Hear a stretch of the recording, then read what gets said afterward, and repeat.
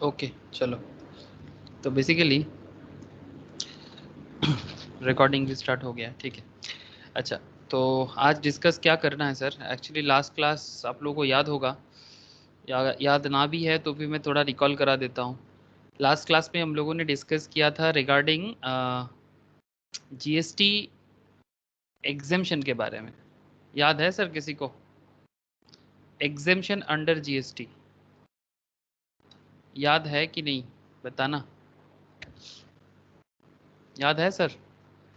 Notes है भी share दादा। किया था, पूरा कंप्लीट हाँ सर। ओवरव्यू हो गया था उसमें कि एग्जेम्पशन अंडर जीएसटी एग्जैक्टली कैसे काम करता है। उसके अंदर हम लोगों ने nil rated, exempted, zero rated, अलग अलग जितना तरह का कॉन्सेप्ट हो सकता है, उसमें क्या डिफरेंस क्या है, वो सारा का सारा डिस्कशंस किए थे।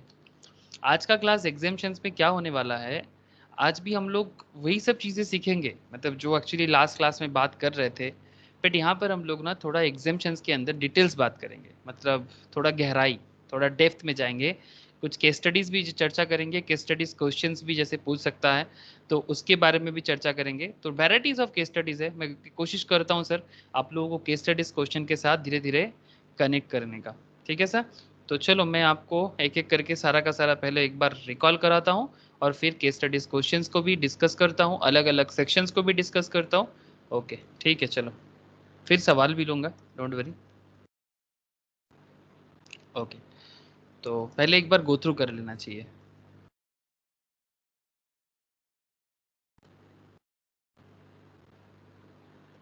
स्क्रीन शेयर है सर?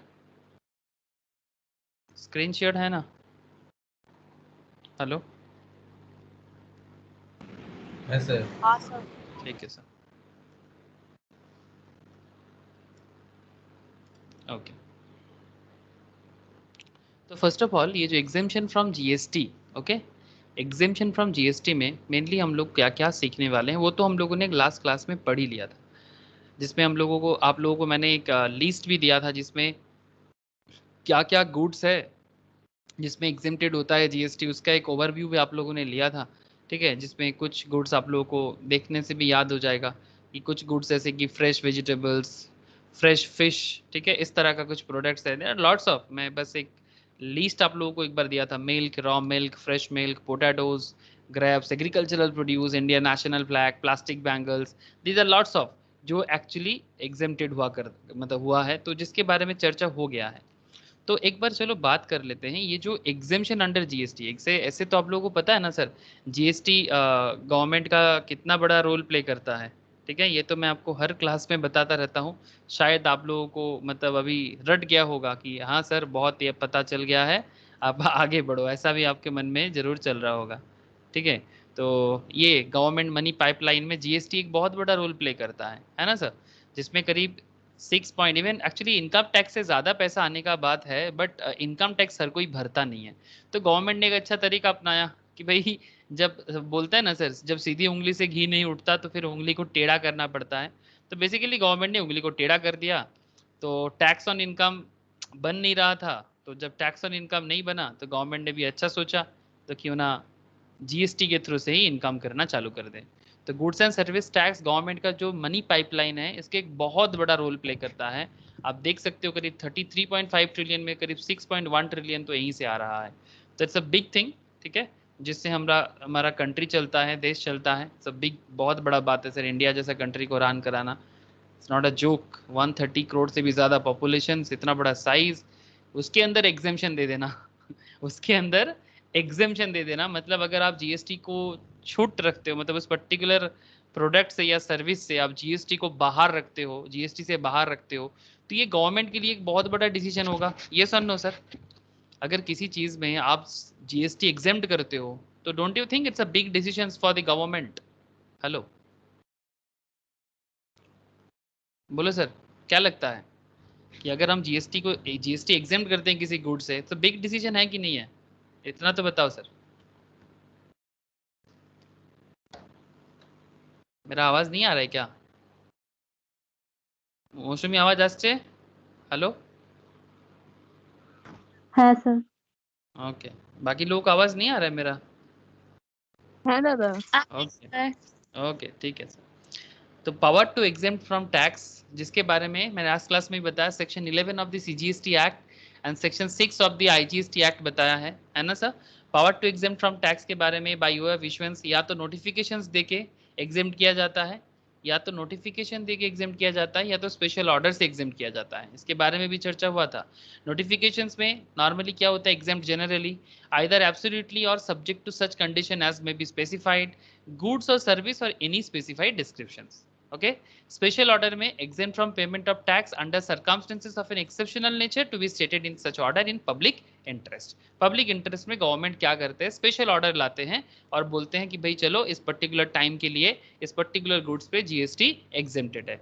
तो ये दो तरीका होता है जीएसटी से किसी भी गुड्स को या किसी भी सर्विस को एग्जेम्प्ट रखना। एग्जेम्प्ट मतलब आप समझते हो ना, कि बाहर रखना बेसिकली, मतलब उसमें जीएसटी नहीं आता। तो या तो नोटिफिकेशन लाना होगा या तो स्पेशल ऑर्डर लाना होगा। List of service exempt from GST, जिसके बारे में लास्ट क्लास में चर्चा हुआ था, जिसका मिस है, जैसे कि मौसमी का मिस है, तो एक बार जरूर लास्ट क्लास जरूर कर लेना, मैं शेयर कर लूंगा मौसमी। List of service exempt from GST में अगर हम बात करें, जिसमें आप देख सकते हो एग्जेम्प्ट सर्विसेज, ठीक है, आज इसी में चर्चा होगा। Services related to charitable and religious activities, ठीक है, services related to charitable and religious activities section 12 AA में बात किया गया है sir. Charitable activities by an entity registered under section 12 AA, I will discuss in details. पहले थोड़ा सा एक बार मैं आप लोगों को दिखा दूं कि हम लोग क्या क्या पॉइंट में डिस्कस करने वाले हैं। एग्जेम्प्टेड एग्रीकल्चर रिलेटेड सर्विस के लिए religious activities, and after that agriculture related service. Interesting है सर, बड़ा इंटरेस्टिंग पॉइंट में डिस्कशन होगा। फिर बात करेंगे एजुकेशन सर्विस पे, डोंट वरी।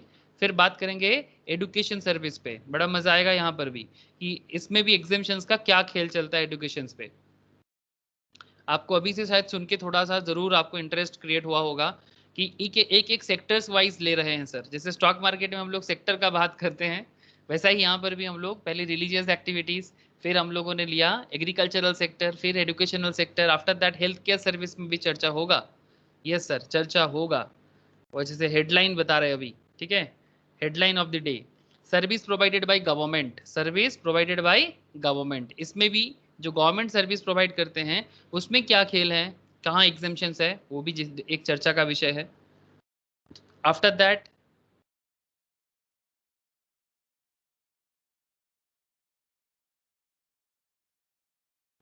गवर्नमेंट का थोड़ा लंबा लाइन है। फिर कंस्ट्रक्शन सर्विस रिलेटेड भी पॉइंट है, कंस्ट्रक्शन सर्विसेज, उसमें भी देखना है सर कि कहाँ कहाँ एग्जेम्प्टेड का क्या खेल है। सर्विस ऑफ ट्रांसपोर्ट, कंस्ट्रक्शन के बाद service of transport of passengers with और विदाउट एक्कोम्पेनिड बिलोंगिंग्स, ठीक है, चर्चा होगा। जैसे एयर में होता है ना कि ट्रांसपोर्ट विद पैसेंजर्स एंड साथ में आपका जो बिलोंगिंग्स है उसको भी ट्रांसपोर्ट किया जाता है, उसमें क्या खेल है। गुड्स ट्रांसपोर्टेशन सर्विसेज, उसमें भी बात होगा, ठीक है। ये सब एग्जेम्प्टेड कैटेगरी में कहाँ किस तरह से होता है। बैंकिंग एंड फाइनेंशियल सेक्टर्स में भी बात करेंगे। Service of life insurance business पे भी बात होगा। जनरल इंश्योरेंस बिजनेस पे भी चर्चा करना चाहिए, ठीक है। Services provide by specified bodies, इसमें भी एक चर्चा है। पेंशन स्कीम का जो सर्विस है, बिजनेस फैसिलिटेटर एंड कोरेस्पॉन्डेंट के जो सर्विसेज होते हैं इसमें भी एक बार देख लेंगे। सर्विस प्रोवाइडेड टू गवर्नमेंट, अगर आप गवर्नमेंट को सर्विस प्रोवाइड करते हो तो उसके केस में क्या है। लीजिंग सर्विस, अगर आप लीज सर्विस प्रोवाइड करते हो, लीगल सर्विस प्रोवाइड करते हो, तो उसके केस में आपका जीएसटी एग्जेम्प्टेड कहां तक क्या हो सकता है। स्पॉन्सरशिप ऑफ स्पोर्ट्स और इवेंट्स, अगर आप स्पोर्ट्स और इवेंट्स को स्पॉन्सरशिप करते हो तो इन दैट केस आपका जीएसटी का क्या हो सकता है। Skill development service, very interesting area, अगर आप स्किल डेवलपमेंट सर्विस प्रोवाइड करते हो, एनएसडीसी, ठीक है, आप लोग जरूर सुने होंगे, ये भी एजुकेशन रिलेटेड ये कॉन्सेप्ट है बट थोड़ा अलग। इसमें क्या एग्जेम्पशंस का खेल है। परफॉर्मेंस बाय एन आर्टिस्ट, इसका क्या एग्जेम्पशंस का खेल है। Right to admission to various events, service by an unincorporated body or a non-profit entity registered under any law for the timing in force, इनके केस में क्या खेल है। अदर एग्जेम्प्ट सर्विस में भी देख लेंगे और क्या क्या अदर एग्जेम्प्टेड सर्विस है, ठीक है। तो दीज आर बेसिकली ओवरऑल एक कॉन्सेप्ट जिसके ऊपर चर्चा चलेगा। ओके सर, समझ में आ रहा है कि सर चर्चा क्या होगा। लो, है दादा। Thank you sir. बेसिकली अलग अलग सेक्टर वाइज डिस्कस करने वाले हैं कि कहाँ कहाँ क्या क्या एग्जेम्प्टेड हो सकता है, एकदम गहराई पे जाके। उसके साथ साथ केस स्टडीज भी डिस्कस करेंगे, एक एक क्वेश्चंस लेंगे, एक एक मतलब सेक्टर लेंगे और उसके रिगार्डिंग केस स्टडीज करेंगे, ठीक है सर। तो चलो एक एक करके बात को आगे बढ़ाते हैं। अच्छा ठीक है, बात को आगे बढ़ाने से पहले एक बार कुछ पॉइंट एक बार फिर से मैं आपको रिकॉल करा दूं। तो list of service exam from GST ये तो बात करना ही है, बट बिफोर दैट अगर मैं आपको एक बार याद दिला दूं, जी ठीक है, ये तो मैंने लास्ट क्लास में करवाया था। ठीक है, फिर भी मैं एक बार आपको बता दे रहा हूँ कि स्पेशल एक्ट ये तो बताया। एनालिसिस में हम लोगों को क्या क्या देखना है, जैसे कुछ पॉइंट्स, जैसे बात हो चुका था लास्ट क्लास में। Exemptions can be from whole of tax और पार्ट ऑफ टैक्स, है ना सर? ऐसा नहीं कि पूरा का पूरा, या तो पूरा टैक्स एग्जाम्प्ट हो सकता है या तो पार्ट ऑफ टैक्स एग्जाम्प्ट हो सकता है। Exemptions can be granted by A notification और बाय स्पेशल ऑर्डर, ये भी आपने देखा, या तो नोटिफिकेशन देखिए एग्जाम्प्ट हो सकता है या तो स्पेशल ऑर्डर से हो सकता है। Unconditional exemption is mandatory, okay, and conditional exemption is optional. इसमें भी हम लोगों ने लास्ट क्लास में काफी डिटेल्स चर्चा किया था। ओके ठीक है सर, आप जो भी बोल रहे हो ये सब तो आपने बताया था लास्ट क्लास। चलो सर, एक एक करके हम लोग मेन पॉइंट के अंदर धीरे धीरे मतलब अपने आप को लेके चलते हैं। तो list of service exempted from tax, जो मेनली आज चर्चा का विषय है, एक एक करके सारा का सारा चर्चा होगा।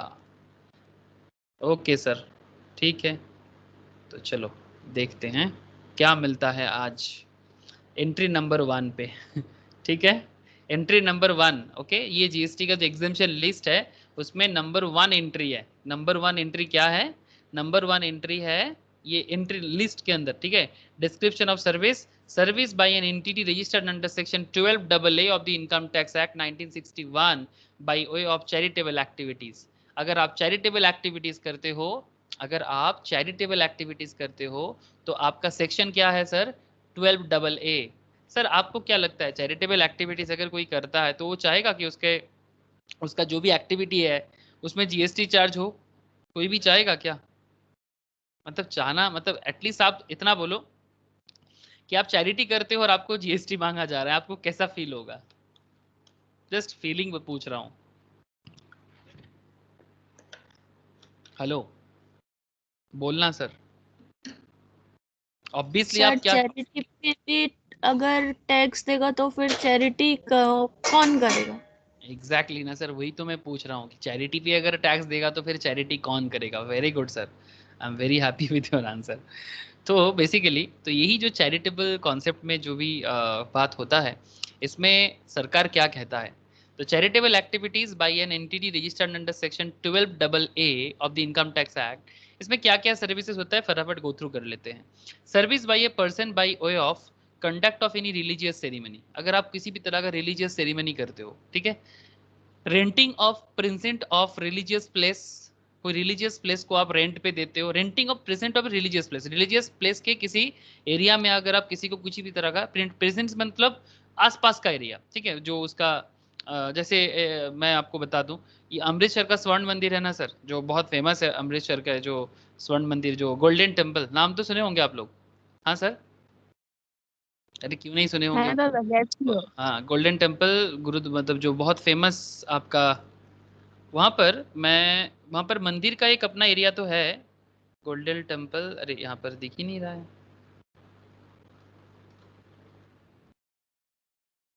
मैं बस इतना कहना चाहता हूँ, प्रेजेंस का मतलब बस यही है कि उसके अंदर का कुछ एरिया ऐसा है जहाँ मंदिर है, लेकिन आसपास में ना आपको उसी मंदिर ट्रस्ट के अंदर ना, जैसे यहाँ पर ये जो अलग अलग आपको घर दिखता है ना, ये सब घर ना भाड़े पे दिया जाता है, रेंट पे दिया जाता है, जिसमें सेरेमनी होता है सर, अलग अलग शादी वगैरह भी होता है किसी भी तरह का। ये जो आप देख रहे हो ना मंदिर, तो एकदम ये जो तालाब है उसके बीच में है, ठीक है, मतलब हरमंदिर साहिब कहा जाता है।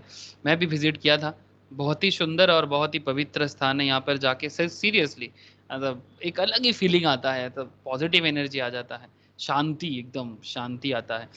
तो ठीक है, तो बेसिकली ये जो सराउंडिंग में जो आप घर देख रहे हो ना, ये सब एरिया रेंट में दिया जा सकता है। तो उस केस में क्या बता रहा है वही हम आपको बताने वाले हैं। ठीक है सर, चलो देखते हैं। थोड़ा अमृतसर देख के आ गए, कोई बात नहीं। तो renting of presents of religious placement for general public owned managed by institution entities trust registered under section 12AA और section 10 subsection 23C clause 5 of the income tax act or body authority covered under section 10 subsection 23 BBA, okay, ये income tax के हिसाब से BBA बोल रहा है। ठीक है, और 1023C और 12AA जो है वो जीएसटी एक्ट के अंदर आता है। सेड एक्ट एक्सेप्ट वेयर, अच्छा देखो ये बेसिकली आपके लिए इंपॉर्टेंट है, charge of renting of rooms, अगर रूम का रेंट जैसे मैं आपको दिखा रहा था ना अभी स्वर्ण मंदिर का सराउंडिंग एरियाज में प्रेजेंट्स में क्या हो रहा है, अलग अलग घर वगैरह रेंट पे दिया जाता है, आप अपने अपने जो भी धर्मशाला जैसे होता है ना वैसा ही। तो अगर 1000 पर डे से ज्यादा है, charges of renting of rooms greater than equals to 1000 per day, ठीक है, अगर 1000 से ज्यादा है तो फिर वो जीएसटी में एग्जेम्प्ट नहीं होगा। तो said act except where charges of, मतलब एग्जेम्प्टेड है, charges for renting rooms 1000 per day से ज्यादा है तो फिर एग्जेम्प्ट नहीं होगा। Charges for renting of premises, community halls, कल्याण मंडपम मतलब वही बेसिकली शादी के लिए जो मंडप बनाया जाता है उसको कल्याण मंडपम बोलते हैं संस्कृत में, ठीक है, open area etcetera 10,000 per day से अगर ज्यादा है तो फिर जीएसटी एग्जेम्पशन नहीं होगा, ठीक है। पर डे 10,000 के नीचे है तो फिर एग्जेम्पशन हो मिल जाएगा, बट 10,000 से ज्यादा है तो फिर एग्जेम्पशन नहीं मिलेगा। Charges for renting of shops spaces for business और कॉमर्स, रिलीजियस एंटिटीज के सराउंडिंग्स में ही, मतलब प्रिंसिडेंट्स में ही, अगर आप किसी को कोई दुकान देने के लिए, कोई बिजनेस करने के लिए कोई जगह दे रहे हो और उसका भाड़ा, उसका रेंट अगर 10,000 से ज्यादा है तो फिर कोई एग्जेम्पशन नहीं, उससे कम है तो फिर एग्जेम्पशन मिलेगा। बात समझ में आ रहा है सर? ये वाला पॉइंट समझ में आया? It's a very very interesting area and important area also. Service by a person by way of conduct of any religious ceremony, renting of premises of a religious place meant for general public, owned, managed by institution, entities, trust registered under this section 12AA or 1023 subsection C clause 5 या फिर 1023BBA के हिसाब से covered under this. इसमें अगर except where मतलब कहाँ का एग्जाम्पशन नहीं मिलेगा, जहां 1000 से ज्यादा होगा पर डे का रूम, अगर 10,000 से कम ज्यादा होगा तो नहीं मिलेगा। Charges for renting of shop spaces business commerce 10,000 से ज्यादा, इन दैट केस आपको नहीं मिलेगा, उससे कम होगा तो फिर आपको एग्जाम्पशन मिल जाएगा, मतलब कोई जीएसटी वगैरह देने का जरूरत नहीं है। क्लियर हो रहा है? बताना सर एक बार, तो फिर मैं आगे मूव करूंगा कि अगर आपको कॉन्सेप्ट समझ में आता जा रहा है तो फिर मुझे भी समझ में आएगा कि यस आप लोग समझ रहे हो। तथा प्रिया, मौसमी बोलना एक बार कि समझ में आ रहा है या नहीं आ रहा है? सर आ गया सर। ओके सर, तो बेसिकली ये एक एरिया आपको ध्यान में रखना है। अच्छा, फिर हम लोग एंट्री 60 एंट्री नंबर जैसे वहाँ पर हम लोग 1 बता रहे थे, ठीक है, एंट्री 1 में भी एक कॉन्सेप्ट था जिसमें 12AA में एंट्री बोला, उसके बाद सर्विस बाय ये जो था ये एंट्री नंबर 13 में बोला था जिसके बारे में अभी हम लोगों ने डिस्कस किया, ठीक है। फिर हम लोग एंट्री 60 में बात करने जा रहे हैं, service by a specified organisation in respect of a religious pilgrimage facilitated by government of India under bilateral arrangement, ध्यान से सुनना, religious pilgrimage and service by way of training of coaching and recreational activities आते हैं sir, arts and culture and sports के अंदर आते हैं, but उससे पहले एक बार एंट्री 60 देख लेते हैं, religious pilgrimage facilitated by government of India. ये इसका क्या खेल होता है, आप लोग स्टोरी सुन लेना सर, ये कहानी है, अगर आप कहानी समझोगे तो बात मजा आ जाए, अगर कहानी नहीं समझोगे फिर थोड़ा मुश्किल बढ़ जाएगा सर। ऐसे जीएसटी टफ नहीं है, पर जीएसटी के अंदर आपको ना बड़ा अंदर का नॉलेज समझना होगा और कुछ नहीं चाहिए आपको, ठीक है। GST is easy sir, but अगर अब अंदर का जो भी स्टोरी है वो समझना के लिए आपको ना हमेशा रेडी रहना होगा। एक सेकेंड मैं आपको थोड़ा स्टोरी दिखा दूं। रिलीजियस यात्रास और पिलग्रिमेज दिख रहा है सर, रिलीजियस यात्रास और पिलग्रिमेज, रिलीजियस यात्रा और पिलग्रिमेज ऑर्गेनाइज्ड बाय एनी, यात्रा वर्ड ध्यान रखना सर, संस्कृत वर्ड है, इसको गवर्नमेंट ऑफ इंडिया इंक्लूड किया है, संस्कृत वर्ड है, ठीक है। तो आपको अगर यात्रास दे दिया जाए तो आप ना चौंक मत जाना भाई यात्रा कहाँ से आ गया, पिलग्रिमेज पता था, तो ये गवर्नमेंट ऑफ इंडिया अपने हिसाब से, बिकॉज आजकल ना संस्कृत को ना प्रमोट किया जा रहा है, मैं आपको बताऊं इसके पीछे रीज़न ये नहीं है, वो हिंदुत्व का कोई बात नहीं है, संस्कृत को इम्प्रूव करने के पीछे बेसिकली इंडिया का जो ओल्ड कॉन्सेप्ट है, जिसके ऊपर इंडिया का जो नींव है सर, जिसके ऊपर ये देश बना हुआ है, आपको बता दूं कि एक्चुअली आज हम लोग इंडियंस संस्कृत को वो वाला कॉन्सेप्ट नहीं देते हैं। कर्नाटका में एक विलेज है, कर्नाटका में एक विलेज है जहाँ पर संस्कृत में बात होता है, गांव का नाम अभी मुझे याद नहीं आ रहा है, मैं आपको ज़रूर बताऊंगा। जब यूएसए बता रहा है कि इवन वेस्टर्न वर्ल्ड बता रहा है कि Sanskrit is the most efficient language for the programming and the most scientific language for the programming of computer development, software development, तब सबको लग रहा है नहीं नहीं संस्कृत सीखना है। पर जब इंडियन के अंदर कोई इंडियंस बताते हैं कि भाई संस्कृत सीखो, संस्कृत को बढ़ावा दो, ठीक है, जो समय के साथ साथ नष्ट हो गया है बहुत, क्योंकि बहुत पुराना है, ठीक है, सनातनी मतलब रिलीजियस का लैंग्वेज है, इंडियन का है, तो समय के साथ साथ चला गया है बहुत दिनों से, तो उसको फिर से आगे लाने का बात चल रहा है। तो ये इसीलिए थोड़ा बहुत बीच बीच में आप लोगों को पढ़ाया जाएगा, ठीक है, मतलब इंग्लिश के साथ साथ, ऐसा नहीं कि इंग्लिश हट रहा है, इंग्लिश के साथ साथ। तो रिलीजियस यात्रास pilgrimage organised by any charitable और religious trust are not exempt. ध्यान से सुनना, ओनली सच सर्विस, ध्यान से सुनना, only such services of religious pilgrimage as are provided by specified organizations in respect of religious pilgrimage facilitated by the government of India under bilateral arrangement are exempt from GST.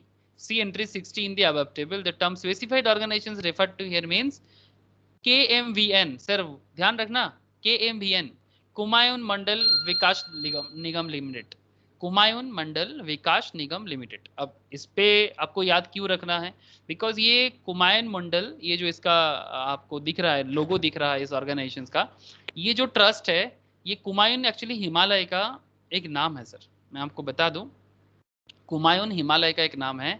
ये जो आपका कुमायून हिमालय है ना, ये basically ये area में आता है सर, उत्तराखंड, हिमाचल प्रदेश, ये जो हिमालय है, उत्तराखंड के जो हिमालय है ना, इसको कुमायून हिमालय बोला जाता है, ठीक है, क्योंकि यहाँ से पिलग्रिमेज जो हिंदू हिंदू लोगों का, not only Hindu sir, not only Hindu, Hindu, Jain, Buddhism, ठीक है, सिखिज्म, सारा का सारा, मतलब जो भी इंडियन रिलीजियन है, इनका जो तीर्थ स्थान है सर, पिलग्रिमेज है, वो सर ये है। आप लोगों को पता है ये क्या है, जानते हो सर ये दोनों क्या है,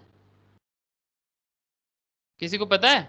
ये जो दो मैं दिखा रहा हूँ ये क्या है, स्पेशली दिस वन, कौन बताएगा ये क्या है? सर ये वो देव प्रयाग वाला कुछ है क्या? देव प्रयाग नहीं सर, लेक मानसरोवर है सर ये, ठीक है, this is the Mansarovar and this is the mount Kailash, ठीक है, कैलाश पर्वत, जहां पर एज पर दी हिंदू सिस्टम, मतलब Indian system, Hindu, Jain, Sikh, Buddhism, सारे के सारे के सारा का सारा सभी कोई मानते हैं कि जो एडोब है, मतलब जो दुनिया का सृष्टि है, ठीक है, वो यहाँ से चालू हुआ है, ठीक है, दुनिया का सृष्टि यहाँ से है। सुने हो कि नहीं सुने हो आप लोग? हाँ सर, माउंट कैलाश। तो ये माउंट कैलाश में तीर्थ यात्रा करने का मतलब सौभाग्य सबको नहीं मिलता, ठीक है, इट्स ग्रेट प्रिविलेज, अगर कभी मौका मिले तो मैं तो जरूर बोलूंगा जरूर जाना। आज तक कोई माउंट कैलाश में चढ़ाई नहीं कर पाया, मैं आपको बता दूं, ठीक है। ये जो कुमायून जो ऑर्गेनाइजेशंस के बारे में बात कर रहा हूँ, ये एक्चुअली आपको गवर्नमेंट ऑफ इंडिया की तरफ से, ये एक्चुअली इंडिया में नहीं है सर, ये चाइना ले लिया हमसे, तिब्बत के अंदर आता था, ठीक है, तो तिब्बत के साथ हमारा कभी भी कुछ प्रॉब्लम नहीं था। प्राचीन काल में तिब्बत और भारत में कोई फर्क नहीं होता था। तिब्बत हमारे लिए एक रिलीजियस स्पिरिचुअल प्लेसेस हुआ करता था, एंड तिब्बत गुरुओं का जगह है, इसीलिए दलाई लमा जो तिब्बत के जो गुरुज हैं, वो आज इंडिया के अंदर शरणार्थी बन के है सर, मतलब जिनको हम लोग यहाँ पर रहने के लिए दिए हैं, इवन कुछ एरिया भी छोड़ दिए रहने के लिए। तिब्बत के साथ हमारा इतना अच्छा रिलेशन है कि हम लोग रहने के लिए जगह भी छोड़ दी। आप देख सकते हो, दिस इज माउंट कैलाश, यहाँ विजिट करना सबका एक इच्छा होते हैं, कोई एडवेंचर करना चाहते हैं वो भी जा सकते हैं, जिसको रिलीजियस बिलीफ है वो भी जा सकते हैं, लेकिन सीरियसली आज तक माउंट एवरेस्ट बहुत लोग चढ़ गया 8,000 मीटर ऊंचाई में, ये 6,000 मीटर का ऊंचाई नहीं चढ़ पाया, किसी ने भी, कोई भी नहीं कर पाया। तो सर कहना क्या चाहते हो सर, वो अलग बात, मैं तो बस कहानी बता रहा। और ठीक माउंट कैलाश के नीचे लेक मानस सरोवर क्यों इंपॉर्टेंट है जानते हो? ये जो भारत है ना सर, ये भारत का पूरा जो सिस्टम है, मतलब जो भी रिवर सिस्टम है, वो हर एक नदी, जैसे इंदास, ब्रह्मपुत्र, ठीक है, पंजाब में जितना सारा रिवर गया है सर, ठीक है, मतलब सतद्रु, बियास, सुल्तेज, सारा का सारा रिवर का मतलब लिंक सर ये मानसरोवर है। ये राक्षस ताल है, यहाँ से भी रिवर बना है, बट इसका पानी खारा है, दोनों दोनों लेक बराबर पास पास में है, बट इसका पानी खारा है, इसका पानी मीठा है। और जो मानसरोवर पूरा भारत का जो बेसिन है, जो रिवर बेसिन है, उसका मेन सोर्स है। इवन गैंजिस का भी ट्रिब्यूटरीज मानसरोवर से आया है, मतलब गंगोत्री यहाँ से आया है लोग बोलते हैं, बट गंगोत्री का जो ट्रिब्यूटरीज है वो भी मानसरोवर से ही कनेक्टेड है। इट्स अ वेरी मतलब भयंकर सुंदर एक कहानी है, कभी अगर आप इसको डीप टाइप रिसर्च करो, मैं थोड़ा कर रहा था तभी मैं आपको बोल रहा हूँ, ठीक है। तो इसके साथ हमारा कनेक्शन बहुत पुराना है, ठीक है। तो यहाँ पर हम लोग पिलग्रिम करना पसंद करते हैं। और अगर कोई इस पर्टिकुलर जो कुमायून जो उत्तराखंड होके अगर आप जाना चाहते हो तिब्बत में, जो करेंटली चाइना है सर, तो इंडिया का ये बहुत बड़ा इच्छा है कि वो फिर से अपना ये एरिया वापस ले। भगवान करे मिल जाए सर, मतलब अगर हम लोग सच्चे रास्ते में रहेंगे तो ज़रूर हमें मिल जाना चाहिए। तो service by specified organisations KMVN, I hope आप लोगों को समझ में आ रहा है। मतलब इसका मतलब क्यों ऐसा क्यों, मतलब बाकी केस में GST लग सकता है बट कुमायन मंडल विकास निगम लिमिटेड के केस में क्यों नहीं GST लगता है, आपको समझ में आ रहा है। सिमिलरली जैसे हज कमेटी ऑफ इंडिया, स्टेट हज committee including joint state committee, मतलब हज के लिए जो आपका जो जो इस्लामिक फॉलोअर्स है वो लोग मक्का जाते हैं सर, मक्का मदीना जाते हैं, specially Mecca. Okay, in short as पर entry 60 the service provided by the Haj committee of KMBN related to pilgrimage to Mecca and Kailash Mansarovar respectively are not liable to GST। बस यही आपको थोड़ा सा याद रखना है। समझ में आ गया ना सर? ओके, एक केस स्टडीज देख लो sir. Komayan Mandal Vikas Nigam supplies numerous services, namely medical facilities, catering services, security accommodation services, etc., to the pilgrim undertaking Kailash Mansarovar pilgrimage. Such services provided by KMBN in respect of the religious pilgrimage to Kailash Mansarovar are covered under Entry 60 and thus are exempted. समझ में आया? मतलब जो भी KMBN supply करते हैं numerous service, उसमें medical facilities, catering facilities, security accommodations, सारे के सारे बहुत सारे लोगों को देते हैं। हर साल चाइना एंड तिब्बत बॉर्डर के अंदर हमारा एक बायलैटरल एग्रीमेंट है, जैसे मक्का तो अरब में है ना सर, मक्का अरब कंट्री में है, तो वहाँ पर जो इंडिया के जो इस्लाम के फॉलोअर्स है वो जाना पसंद करते हैं मक्का, जिंदगी में एक बार तो उनका जाना ही बनता है। सिमिलरली हमारा कैलाश हम लोग एक बार मतलब जो Indian religious like Hindu, Buddhism, Jainism, ये हमेशा ठीक है एक बार तो लाइफ में जाने का जरूर बात करता है। तो इसके लिए ये जो भी सर्विस प्रोवाइड करता है अगर वो पिलग्रिम के कनेक्शन के साथ है तो पूरा का पूरा एज पर एंट्री 60 एग्जेम्प्टेड है। बट नॉर्मली कोई भी नॉर्मल केस में religious trust pilgrimage organised by any charitable और religious trust are not exempted. तो बात समझ में आ गया ना सर? नॉर्मली कोई ऑर्गेनाइजेशन अगर ऑर्गेनाइज करे, ये सर्विस प्रोवाइड करे तो ये GST से एग्जेम्प्टेड नहीं है। बट अगर स्पेसिफाइड ऑर्गेनाइजेशन करे लाइक KMBN करे, स्टेट हज कमेटी, ये कोलकाता में एक है स्टेट हज कमेटी, मुझे पता है ये आपका VIP रोड के पास है। अगर कोई खाली एयरपोर्ट की तरफ जाता है तो एयरपोर्ट रोड में स्टेट हज कमेटी का ऑफिस मैंने देखा। अगर आप लोगों में से किसी ने कभी देखा है तो बहुत अच्छा, नहीं देखा तो फिर आंख खुला रखना, दिख जाता है। ठीक है देखे सर, थे दादा। Very good sir. देखने मतलब ये देखना क्या हो गया, आपको कनेक्ट कर दिया, ठीक है, आप भूलोगे नहीं। ठीक है सर, तो ये थोड़ा याद रखने वाला चीज था, ठीक है। और ये केस भी याद रखना, ठीक है। ये कैलाश मानसरोवर के केस में एग्जेम्प्टेड हो जाएगा, क्यों हो जाएगा ये भी आपको समझ में आ गया। Okay sir. अच्छा, training coaching in recreational activities relating to charitable arts and culture. अगर कोई religious trust art and culture का ट्रेनिंग दे रहा है, art and culture like yoga activities हो सकता है, ठीक है, कोई आर्टिस्टिक काम हो सकता है, sports, obviously charitable entity registered under section 12AA of the income tax act, ठीक है। इसके तहत अगर कोई ऑर्गेनाइजेशन चैरिटेबल एंटिटीज अगर कोई ट्रेनिंग और कोचिंग दे रहा है तो इन दैट केस क्या हो सकता है ये भी एक बार देख लिया जाए, ठीक है। चलो, ये जैसे कि योगा कर रहा है आप देख सकते हो, ठीक है, या फिर यहाँ पर आप देख सकते हो नॉर्मल फिजिकल एक्सरसाइज कर रहा है, ठीक है। भाव ज्योति फाउंडेशन केस एग्जाम्पल देख लो, समझ में आ जाएगा। Bhav Jyoti foundation a charitable trust registered under section 12AA of the income tax act 1961 has organised a yoga meditation camp for the old age people. GST would be exempt on the same as service provided by entity registered under section 12AA of the income tax act 1961 by way of advancement of religion, spirituality or yoga are exempt.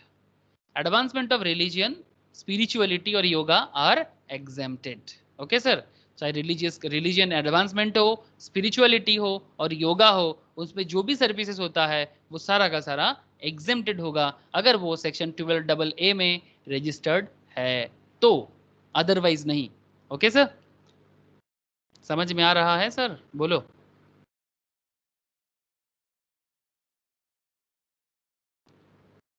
समझ में सभी को आ रहा है ना, या नहीं आ रहा है? हाँ सर।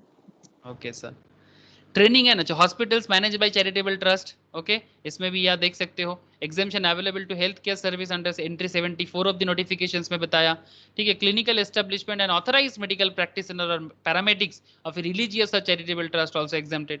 ट्रेनिंग और कोचिंग के केस भी एक बार देख लेते हैं, ठीक है। जैसे यहाँ पर आप देख सकते हो बेसबॉल का ट्रेनिंग ले रहा होगा, ठीक है, देखने में तो बेसबॉल ही मुझे लग रहा है, यस दिस इज बेसबॉल, जिस तरह का ट्रेनिंग दिखा रहा है बेसबॉल ही लग रहा है मुझे, ओके। चलो देखते हैं यहाँ पर मानवता संस्थान, ओके, ये एक चैरिटेबल ट्रस्ट है, registered under section 12AA of the income tax act. Exam में ऐसे ही सवाल करते हैं सर, ठीक है, केस स्टडीज क्वेश्चन ऐसे ही होते हैं। 1961 has organised a basketball training, क्या ऑर्गेनाइज किया sir, basketball training camp for teenagers. GST would be exempt on the same as service provided by entity registered under section 12AA of the Income Tax Act 1961 by way of training or coaching in sports are exempted. Simple. बस इस तरह से ही आपको याद रखना है, बस इतना याद रखो काफी है। इसमें कल्चर भी आ जाए, स्पोर्ट्स भी आ जाए, तो आपको उसको एग्जेम्प्ट करना है अगर सेक्शन 12AA में रजिस्टर्ड है तो। रमानंद जोशी ए प्रिस्ट, ठीक है, रमानंद जोशी अ प्रिस्ट, इसके ऊपर भी एक कॉन्सेप्ट है यहाँ पर, चाहे रजिस्टर्ड ट्रेनिंग कोचिंग ये भी हो गया, ठीक है, ये भी एक देख लो, एक case studies. Ramanand Joshi priest charges 12,000 for conducting a religious ceremony on the birthday of Ghanshyam sons, okay, Ghanshyam son. The amount charge for the conduct of any religious ceremony is exempt from GST।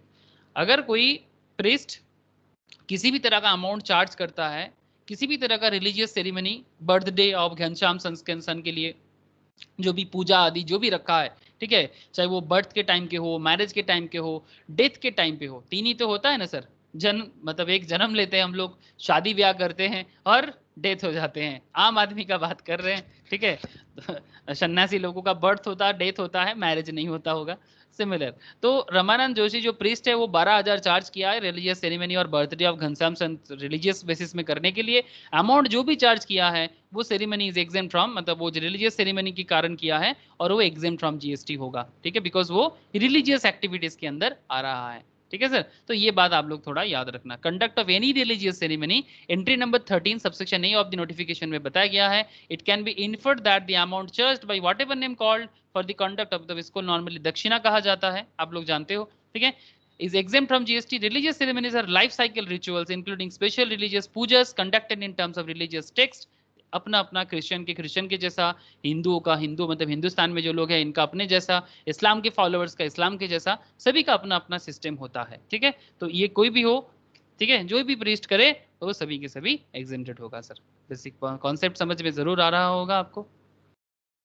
Renting के बारे में हम लोग पहले ही बात कर चुके हैं, ठीक है, ये इसके ऊपर बात हम लोग पहले ही कर चुके हैं। दुर्गा देवी ट्रस्ट देखो आप, इसमें अलग अलग केस स्टडीज है, आप चाहो तो आराम से बैठ के मैं शेयर कर देता हूँ, जिनके पास नहीं है अब आराम से बैठ के एक एक केस स्टडीज पढ़ो और अपना दिमाग की बत्ती जला लो। Durga Devi trust religious trust registered under section 12AA of the income tax owns and manages a temple in their locality. It rents the commercial shops located in the premises of the temple for a rent of 10,000 per month per shop. The consideration so received is liable to GST. As such, service are exempt only when the consideration is less than 10,000 per month. आप समझ रहे sir? Durga Devi trust जो religious trust registered under section 12AA है income tax act में, जो owns and manages a temple in their locality. It rents the commercial shops located in the premises of the temple for a rent of 10,000 per month per shop.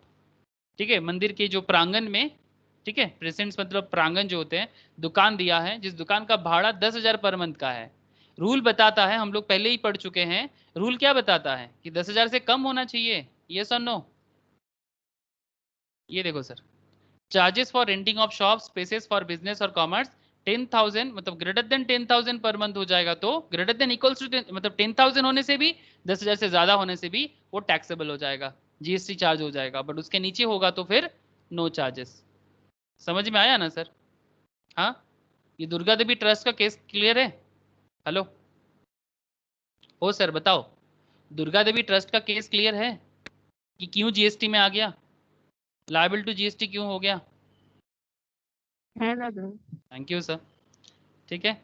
तो इस तरह से याद रखना है, मतलब बेसिकली GST क्या है, GST लॉ है, इसके लिए कुछ प्रोविजन बना हुआ है, कुछ सेक्शन में किसी कॉन्सेप्ट के बारे में कहा गया है। अगर आप अंदर से समझोगे तो बहुत जोर का समझोगे, अगर अंदर से नहीं समझोगे आप, कोई किसी को पता ही नहीं है कि कैलाश माउंटेन क्या होता है, किसी को पता ही नहीं है कि मक्का मदीना क्या होता है, इसका स्पिरिचुअल इंपॉर्टेंस क्या है, ठीक है, किसी मंदिर प्रांगण में जो दुकान होते हैं उसका इंपॉर्टेंस क्या है, क्यों एग्जेम्पशंस दिया जा रहा है, बिकॉज मंदिर लोगों का श्रद्धा का जगह है, ठीक है। अगर आप वहां पर भी लोगों से टैक्स मांगते रहोगे तो फिर मुश्किल है।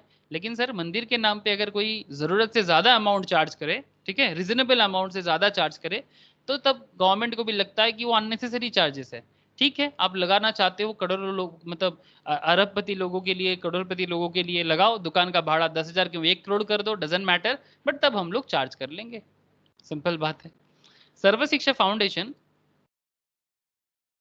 an educational institution registered under section 10 subsection 23C clause 5 of the income tax act owns and manages a gurdwara, gurdwara मतलब जो सिख धर्म के जो लोग होते हैं उनके जो स्पिरिचुअल जगह होते हैं उसको गुरुद्वारा बोलते हैं sir. owns and manages a gurdwara, it rents a community hall located in the premises of the gurdwara, जैसे हम अमृतसर स्वर्ण मंदिर में देख रहे थे, हरमंदिर साहिब में gurdwara, for a rent of 9,000 per day for a marriage function. The consideration so received is exempt from GST as the consideration is less than 10,000 per day. ये देखो सर, इसके ऊपर भी हम लोगों ने ऑलरेडी इस कॉन्सेप्ट में भी हम लोगों ने बात कर चुके हैं।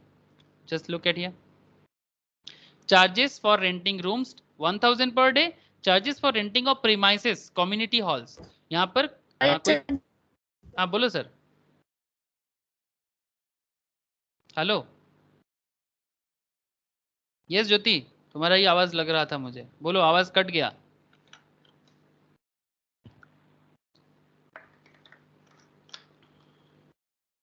मैसेज कर सकते हो अगर आवाज नहीं आ रहा है तो।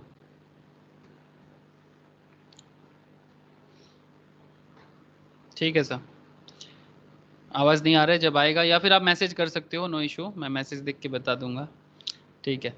तो ये यहाँ पर देख सकते हो आप कि ये कम्युनिटी हॉल था, क्वेश्चन जो था वो कम्युनिटी हॉल पे था, ध्यान देना। Sarva Shiksha foundation registered under section community hall located in the principals of the gurdwara for a rent of 9,000 per day for a marriage function. तो 10,000 से कम है तो जीएसटी नहीं लगेगा, बट अगर 10,000 से ज्यादा होता तो जीएसटी एप्लीकेबल हो जाता। क्लियर हुआ सर? अलग अलग क्वेश्चंस भी सॉल्व हुआ और कॉन्सेप्ट भी सॉल्व हुआ रिलीजियस का। Hello,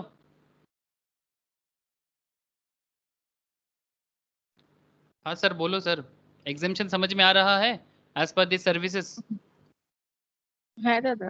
okay, agriculture related services, अब एग्रीकल्चर पे बात करेंगे ना। चलो सर, बहुत हम लोग रिलीजियस बिलीफ देख लिए, अब थोड़ा खेती बाड़ी भी कर लेंगे सर। ये एग्रीकल्चर वो इनकम टैक्स वाला एग्रीकल्चर की तरह नहीं है, वहां पर तो एग्रीकल्चरल इनकम कैलकुलेट किया जाता है, यहाँ पर एग्रीकल्चर रिलेटेड सर्विसेज के बारे में बातें होंगे, एग्रीकल्चर रिलेटेड सर्विसेज के बारे में बात करेंगे। ठीक है सर, ध्यान से सुनो, समझ में एकदम दिमाग में घुस जाएगा।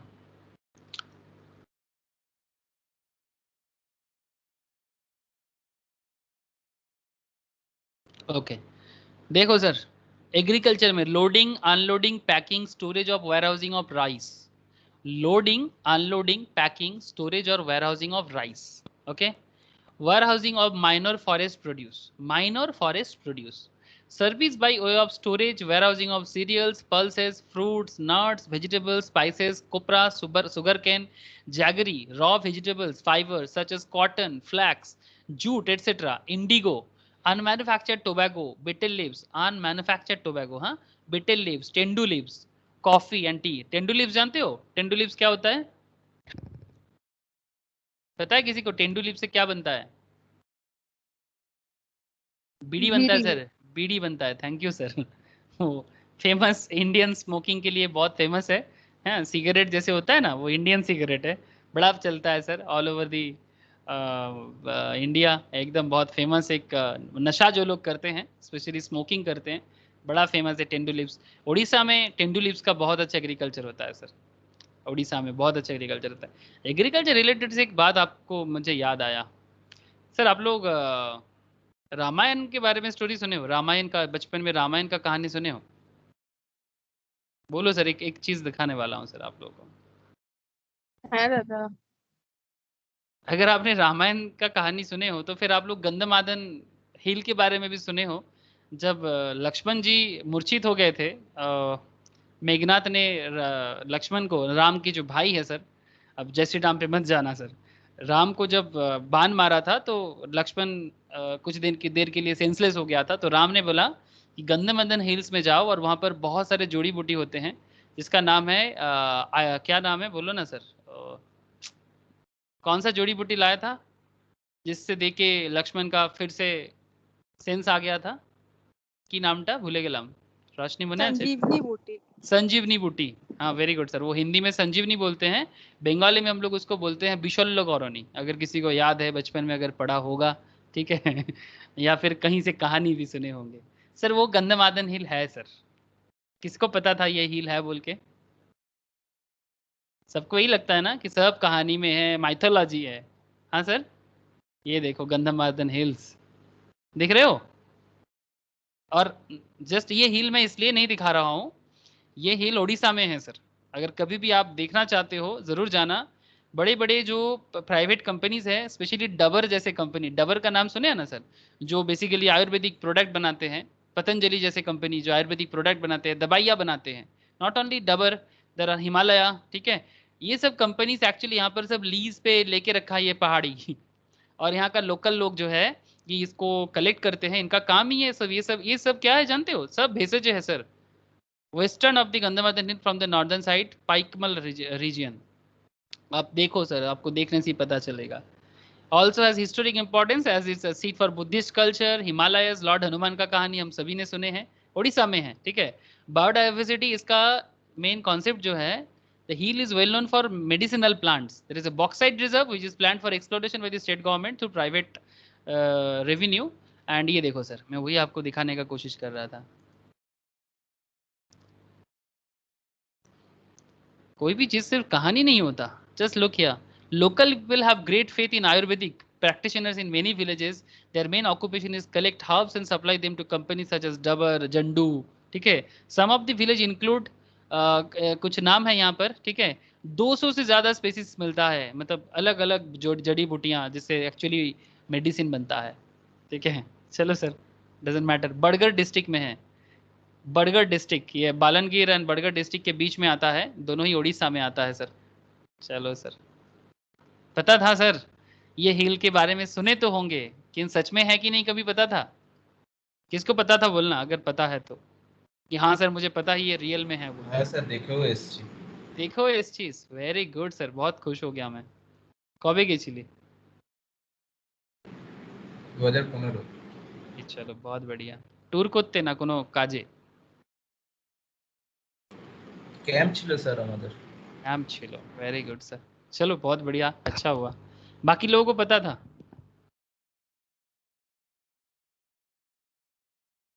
सर पता तो था बट कहाँ था पता नहीं, ठीक है सर, कोई बात नहीं। एग्जैक्टली ये एग्रीकल्चर रिलेटेड कॉन्सेप्ट के कारण मैंने थोड़ा सा आप लोगों को याद दिलाया। क्या हो गया आज?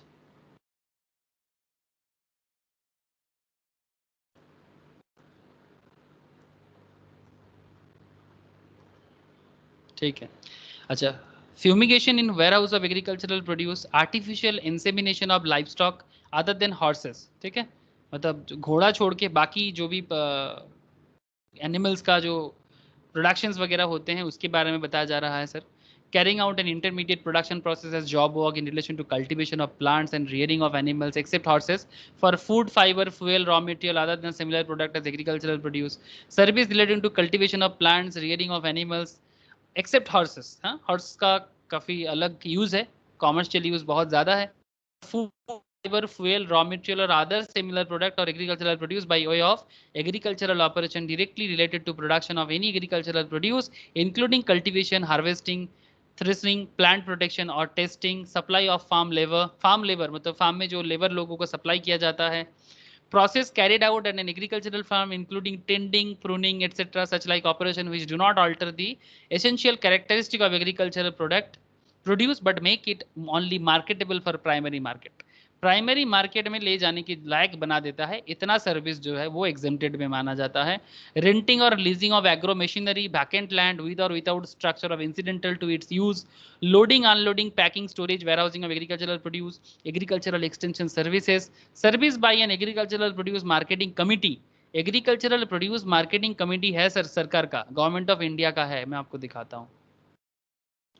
गवर्नमेंट ऑफ इंडिया का एक ऐसा एग्रीकल्चरल मार्केटिंग कमेटी है ऑनलाइन में, एग्रीकल्चरल मार्केटिंग गवर्नमेंट का, बहुत लोग इसका यूज ही नहीं करता। गवर्नमेंट ऑफ इंडिया, पता नहीं कौन सा साइट का नाम मुझे याद नहीं आ रहा है। एग्री मार्केट government.in, इनाम मोस्ट प्रोबली ही है, इनाम इलेक्ट्रॉनिक इनाम ही होगा, मुझे ऐसा ही याद आ रहा है ऐसे थोड़ा सा। ठीक है, ओपन हो जाए तो मैं आपको दिखाता हूँ कि गवर्नमेंट किस तरह से ऑनलाइन प्रोडक्ट को मतलब यूज़ करके किस तरह से उसका मार्केटिंग करने का काम करने का कोशिश कर रहा है। Service by of fumigation of warehouse. चलो सर कुछ क्वेश्चंस देख लेते हैं। तो बेसिकली यहाँ पर क्या लिखा है, कहाँ कहाँ एग्रीकल्चरल के केस में आपको एग्जेम्पशन मिलेगा, दैट इज तो एंट्री नंबर 24, 24A, 24B जिसके बारे में हम लोग अभी चर्चा कर रहे थे, ये सब एंट्री में बताया गया, मतलब जीएसटी का जो लॉ है उसमें एंट्री 53A में भी बताया गया, 54 में भी बताया गया। ये सारा का सारा मैं अभी आप लोगों के साथ डिस्कशंस कर रहा था, दीज आर एवरीथिंग 55, 55A। ठीक है, तो इसके अंदर अगर हम थोड़ा सा एनालिसिस करें, अगर 54 को लेके ही बात करें, the word service relating to cultivation of plants and rearing of all life forms of animals except the rearing of horses for food, fiber, fuel, raw material or other similar product used in entry number 54, including activities like breeding of fish जिसको pisciculture कहते हैं, rearing of silkworm जिसको sericulture कहते हैं, cultivation of ornamental flower जिसको floriculture कहते हैं, and horticulture कहते हैं, फॉरेस्ट्री कहते हैं, ये सब चीज़ें ना सर एग्जेम्प्टेड होता है। ठीक है सर, तो इस तरह से अगर आप एक एक करके देखो कैसे मार्केटिंग किया जाता है, ये टी गार्डन में है, ये सब आपको देख के ही समझ में आ जाएगा। ओके, कुछ केस स्टडीज देख ले। Moolchand had leased out to a farmer, Moolchand has leased out to a farmer Tulsidas. Okay, farmer का नाम क्या है, Tulsidas. Vacant land for agriculture, क्या दिया, वैकेंट लैंड दिया एग्रीकल्चर के लिए। रेंटिंग और लीजिंग एग्रो मशीनरी और वैकेंट लैंड, ये केस स्टडीज है। The land has a green house and a storage shed which are incidental to its use for agriculture. Leasing of vacant land with a greenhouse and a storage shed which is incidental to its use is agriculture exempt from GST. Okay sir, अगर कोई land भी provide करते हैं lease के लिए, अगर कोई green house storage भी देते हैं, ग्रीन हाउस में सर एक अलग लेवल में एग्रीकल्चर होते हैं सर, ग्रीन हाउस आप लोग जरूर पढ़े होंगे बचपन में एनवायरमेंटल स्टडीज में। ठीक है, तो अगर ऐसा कोई लीज देते हैं लैंड के साथ, ग्रीन हाउस भी देते हैं, स्टोरेज भी देते हैं, तो वो सारा का सारा सर्विसेज ऑब्वियसली क्या हो जाएगा, एग्जेम्प्टेड हो जाएगा। सिंपल, थोड़ा कॉमन सेंस भी लगाना। Agricultural extension services, agricultural marketing committee, ठीक है, वेयर हाउसिंग ऑफ एग्रीकल्चरल जो मैं ऑलरेडी आपको बात कर चुका। अच्छा, एग्जेम्पशन फ्रॉम जीएसटी, जैगरी के केस में आप याद रखना, जैगरी क्या होता है, जो गन्ना से बनता है। Similarly, processing of sugarcane into jaggery changes its essential characteristic. Thus, jaggery is also not an agricultural produce. ध्यान रखना है सर, गन्ना से ही जैगरी आता है लेकिन उसका कैरेक्टर चेंज हो जाता है, तो इसको एग्रीकल्चरल प्रोड्यूस नहीं माना जाता। Pulses commonly known as dal are obtained after dehusking और स्प्लिटिंग और बोथ। डीहस्क मतलब वो उसको अलग करना, छिलका को अलग करने को डीहस्किंग बोलते हैं। द प्रोसेस ऑफ डीहस्किंग और splitting is usually not carried out by the farmers और at the farm level but by the pulse miller, therefore pulses are also not agricultural produce. However, whole pulse grains such as whole gram, rajma etc are covered in the definition of agricultural produce. Sir jaggery and pulses का case कुछ समझ में आया, जो देखने में लग तो रहा है एग्रीकल्चरल बट इसको एग्रीकल्चरल प्रोड्यूस नहीं माना जाता। ओ सर बताओ, समझ में कुछ आया? Process T and coffee, T used for making the beverage such as black tea, green tea, white tea is a processed product made in tea factories after carrying out several processes such as drying, rolling, shaping, refining, oxidation, packing, etc. on green leaf and is the processed output of the same. Thus, green tea leaves and is not tea. Green tea leaves and not tea is the agricultural produce. Eligible for exemption under section 54. समझ में कुछ आया? Green tea leaves and not tea. Okay, green tea leaves are agricultural produce eligible for exemption under section 54. Such exemption is available for loading, unloading, packing, storage, warehousing, सारा का सारा case में मिलेगा। ठीक है, same in the case of coffee obtained after processing of coffee beans. ठीक, जिस तरह से कॉफी बीन के लिए भी है, वो भी कॉफी बीन के लिए अगर वो उसका एग्रीकल्चरल है मतलब कॉफी बीन्स तक, उसके बाद प्रोसेसिंग में जैसे चला जाएगा उसको और एग्रीकल्चरल प्रोड्यूस में काउंट नहीं किया जाएगा। ठीक है sir, in view of the above, it is inferred that processed products such as tea, that is black tea, white tea, etc. Processed coffee beans or powder pulses, dehusk or split, jaggery, processed spices, processed dry fruits, processed cashew nuts, etc. fall outside the definition of agricultural produce and therefore do not fall within the item of entry 54. समझ में आया क्या sir? Agricultural produce नहीं होगा तो फिर उसमें GST लग सकता है, मतलब वो बाद में देखा जाएगा, बट यहाँ पर कॉन्सेप्ट है कि एग्रीकल्चरल प्रोड्यूस में जो जीएसटी का कॉन्सेप्ट है उसके साथ कनेक्ट हो रहा है कि नहीं. तो एग्रीकल्चर दिख रहा है पर एग्रीकल्चर है नहीं. एंट्री 54 क्लियर रहेगा सर? या फिर अगर समझ में नहीं आया तो बोलो, फिर से समझा दूंगा. क्या आप लोगों को एंट्री 54 समझ में आया?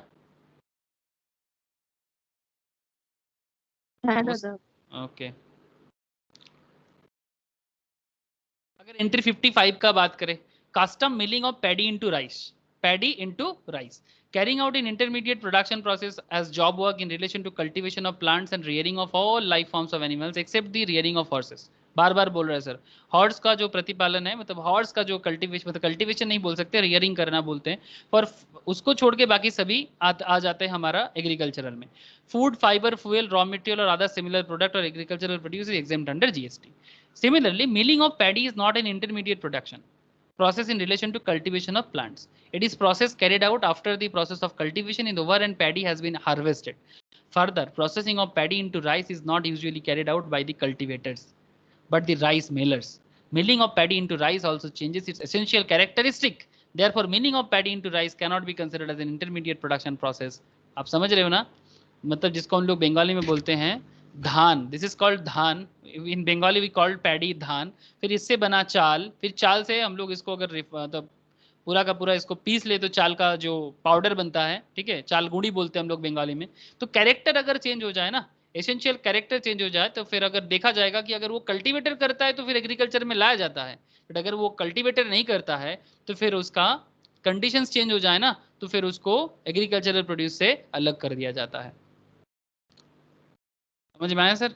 तो in view of the above, it is clarified that milling of paddy into rice is not eligible for exemption under entry 55. Confusion question है, बट आई थिंक बहुत ज़्यादा प्रॉब्लमेटिक नहीं है. अगर कैरेक्टरिस्टिक चेंज हो जाता है तो फिर उसका एग्जेम्पशन नहीं मिलेगा as per agricultural produce norm के हिसाब से. ये सब सर्कुलर आया है सर, सर्कुलर में बोला गया है, तभी जाके हम लोग पढ़ाई कर रहे हैं. समझ में कुछ आ रहा है? Hello sir. अच्छा चलो सर, कुछ केस स्टडीज करते हैं तो थोड़ा समझ में और आ जाएगा. दुखिया दास नाम ही बड़ा भयंकर दिया है. दुखिया दास is engaged in providing following services. With the help of information given below, determine which the service provided by दुखिया दास are exempt from GST. देखते हैं सर दुखिया दास को GST exemption मिलता है कि नहीं. Packaging of the onions purchased from village farmers into small packets of 1 kg each in दुखिया दास warehouse, so that same can be sold in nearby city mall. दुखिया दास के नाम पे एक वेयर हाउस है, वहां पर रखा है और फिर उसको नियर बाई सिटी मॉल में सप्लाई करना है. ये एक केस है. Second case warehousing of jaggery and tea, and third case है renting of warehouse of storage of agricultural produce. तो ये तीनों केसेस में जीएसटी आएगा कि एग्जेम्प्ट होगा, ये आपको पूछ रहा है. तो ऑब्वियसली पहला सवाल तो एंट्री 54 का है. exempt the process of operation carried out in agricultural farm on the agricultural produce which do not alter the essential characteristic of agricultural produce but make it marketable only for the primary market. In the given case, though the packaging of onions does not alter their essential characteristic, it makes them marketable for retail market and not for the primary market. And further, such packaging is being done at the warehouse of Dukhya Das and not at an agricultural farm. Hence, said services are not exempt. प्याज का case कुछ समझ में आया sir? बोलो. प्याज का case कुछ समझ में आया? ऑनियन का कैरेक्टर कुछ चेंज नहीं हुआ, बट उसको एक पैकेजिंग दिया गया, दुखिया दास के वेयर हाउस में रखा गया क्योंकि उसको सिटी के मॉल में सेल करना है.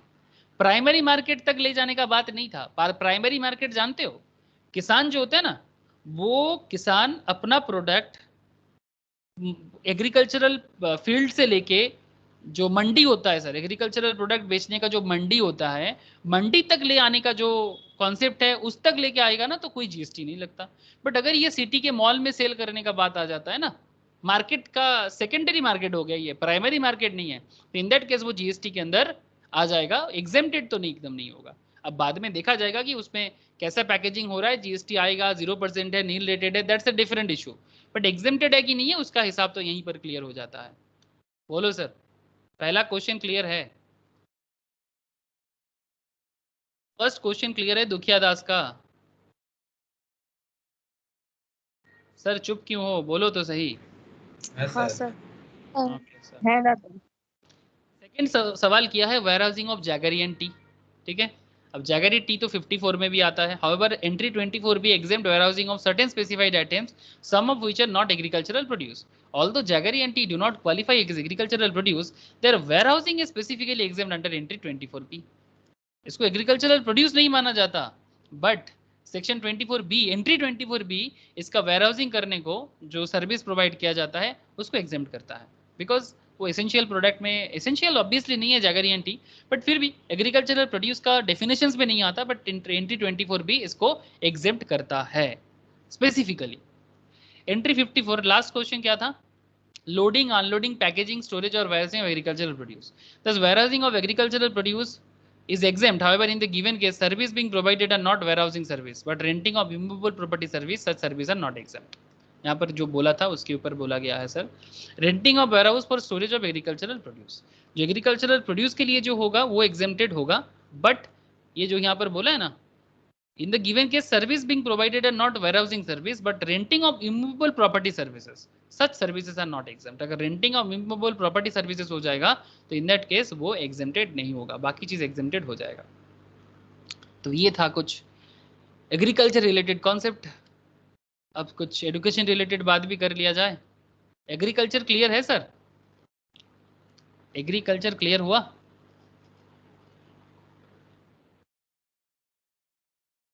आई थिंक आप लोगों को ये समझ आ रहा है। हाँ सर बोलो, बोलो ज्योति, क्या बोल रहे हो? रफली आइडिया तो मिला, क्लियर नहीं हुआ। क्या प्रॉब्लम है बोलो? एक बार और अगर एक्सप्लेन करने से, मेरा नेटवर्क इशू की वजह से ना बहुत मिस हुआ बीच में। ओह अच्छा, इसीलिए तुम्हारा ये प्रॉब्लम है। बाकी लोगों का भी क्या ऐसा ही है, रफली समझ में आ रहा है या फिर क्लियर हुआ है? सभी को पूछ रहा हूँ एक्सेप्ट ज्योति। क्लियर हुआ है सर, वेरी गुड सर। देखो ज्योति, बेसिकली यहाँ पर पॉइंट ये था कि एग्रीकल्चरल प्रोडक्ट एंड उसका वेयर हाउसिंग करना, इसके बारे में कॉन्सेप्ट था। तो नॉर्मली हम लोग बार बार देख रहे थे कि एग्रीकल्चरल प्रोडक्ट एग्जेम्प्टेड ऑब्वियसली हो जाता है, बट कुछ कॉन्सेप्ट ऐसा भी था कि जहाँ पर एग्रीकल्चरल प्रोड्यूस का प्रोड्यूस के बारे में कुछ अलग कहानी है, जैसे कि कुछ ऐसे प्रोडक्ट के बारे में भी कहा गया था। एक बार एक काम करना ज्योति, ये क्लास खत्म होने के बाद ना मैं तुम्हें आज के अंदर ही ना ये क्लास मैं तुमको शेयर कर दूंगा। तुम एक बार ना जो जो पॉइंट मैंने बताया, जो तुम्हें नेटवर्क के कारण थोड़ा मिस हुआ है, एक बार प्लीज गो थ्रू कर लेना। मुझे नहीं लगता कि दिक्कत होगा, बिकॉज काफी डिटेल्स में ही मैंने बोला। ज्योति समझ में आ रहा है ना?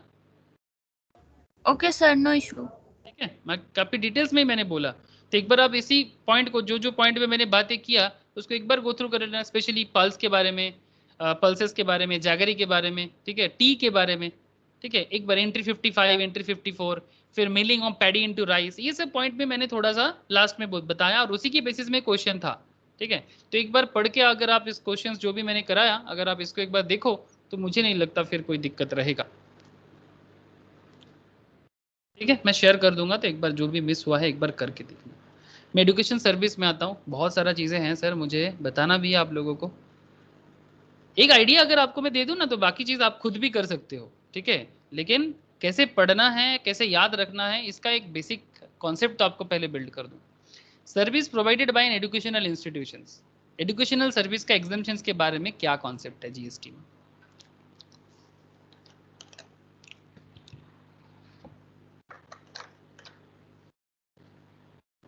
अब देखो, एजुकेशनल इंस्टीट्यूशन जो है ना, ये अपना सर्विस किसको देता है?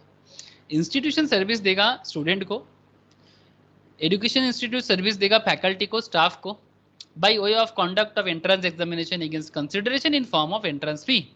अगर एंट्रेंस एग्जाम के लिए लेता है तो उसके लिए भी देता है ना, एंट्रेंस एग्जाम के लिए आपको फी देना पड़ता है, उस फी में भी कभी कभी जीएसटी चार्ज कर लिया जाता है, कभी कभी नहीं करता है, depending on the organisation to organisation. Service provided to and educational institutions by way of, जैसे कि service provided to an educational institution by way of transportation of student, faculty and staff, catering including and midday meal scheme sponsored by the central government, state government, union territory, security, cleaning, housekeeping, ध्यान से सुनना, security, cleaning, housekeeping in such educational institutions. These exemptions are only applicable to an institutions providing service by way of preschool education and education up to higher secondary school or equivalent. मतलब higher secondary मतलब कितना sir? up to 12 तक का बात करा जा रहा है सर. हायर सेकेंडरी मतलब 12 तक का बात किया जा रहा है. प्री स्कूल से लेके 12 तक के केस में जो भी सर्विसेज यहाँ पर बोला जा रहा है, transportation of student, catering including mid day meal of central government जो अभी स्कूल में चल रहा है, ठीक है, state government and central government school में या फिर यूनियन टेरिटरी के स्कूल में, वो सब एग्जेम्प्टेड है. सिक्योरिटी, क्लीनिंग, हाउसकीपिंग सर्विस, ये सारा का सारा एग्जेम्प्टेड है. बट प्री स्कूल से लेके 12 तक के बारे में बोला है. Service relating to admission to और conduct of examination by such educational institutions, इसके बारे में भी एग्जेम्पशन केसेस है. Supply of online educational journals, online educational journal जैसे आप लोगों का CA institute, CM institute, cost institute, ये सभी कोई एजुकेशनल जर्नल प्रोवाइड करते हैं, पीरियडिकल्स देते हैं. This exemption is only applicable to an institution providing service by way of education as a part of a curriculum for obtaining qualification recognised by any law for time being in force. ठीक है, तो ये एक overall concept है जिसके ऊपर exemptions है. लेकिन अभी मैं आपको थोड़ा डिटेल्स बताऊंगा एजुकेशनल के बारे में. सबसे पहले तो एंट्री 66 ने बताया, ठीक है, एंट्री 66 ने बताया. उसमें सर्विस प्रोवाइडेड, जैसे मैं आपको अभी बता रहा था, वही सब पॉइंट अभी डिटेल्स बोला है. कुछ डिटेल्स एनालिसिस कर ले तो थोड़ा मुझे लगता है क्लियर हो जाएगा.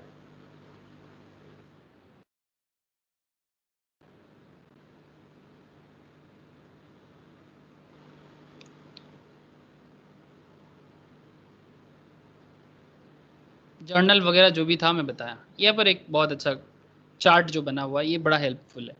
Educational service provided covered in sub clause 2 reasons. ठीक है, conduct of degree course by college, universities और institutions covered in sub clause 2. अगर वो कवर्ड इन सब क्लॉज में है, this course lead to grant of qualification recognised by law.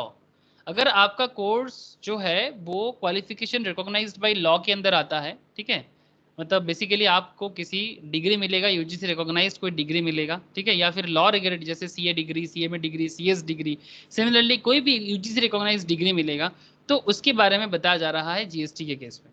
ठीक है, अच्छा, कुछ ऐसा भी डिग्रीज है, कुछ ऐसे भी पढ़ाई है जिसमें कोई डिग्री नहीं मिल सकता आपको, जैसे कि training given by private coaching institutions like us, ठीक है, जैसे केएसडी स्क्वायर और भी बहुत सारे होंगे. ठीक है, बाइजूस जैसे ऑनलाइन कोचिंग देता है. ठीक है, तो training given by private coaching institution, इसमें आपको कोई डिग्री नहीं मिलता.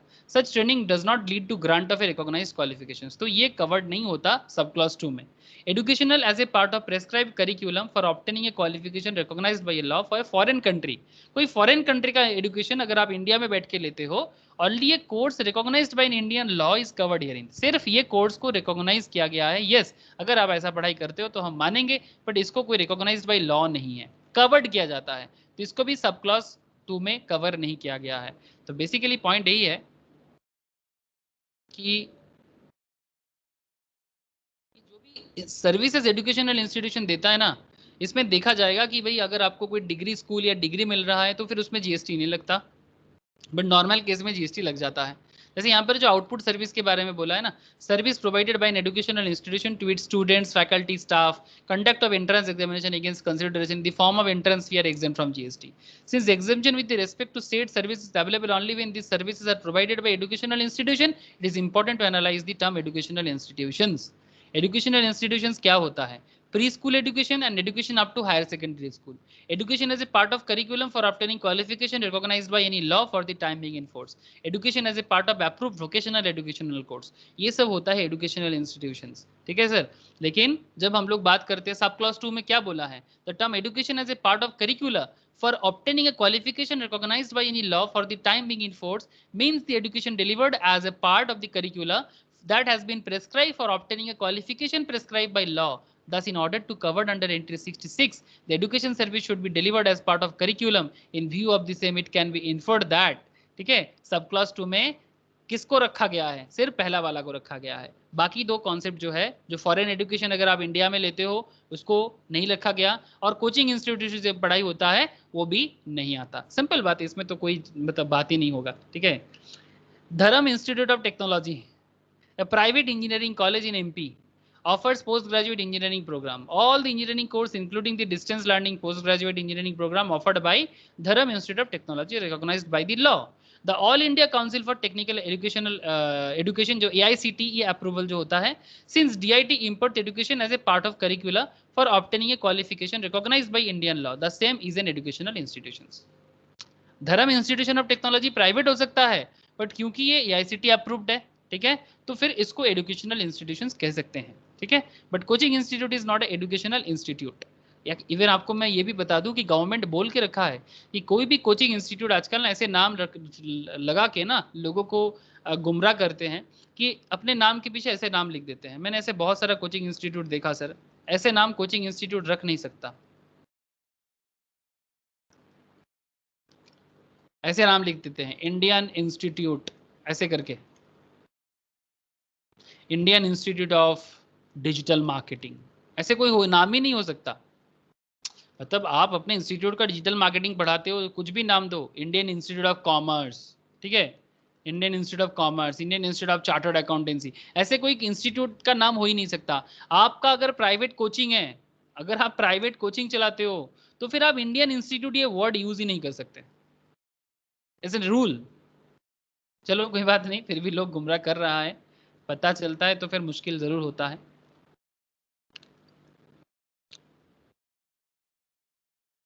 Little Ways Public School is a school located in Tamil Nadu. The school has two branches.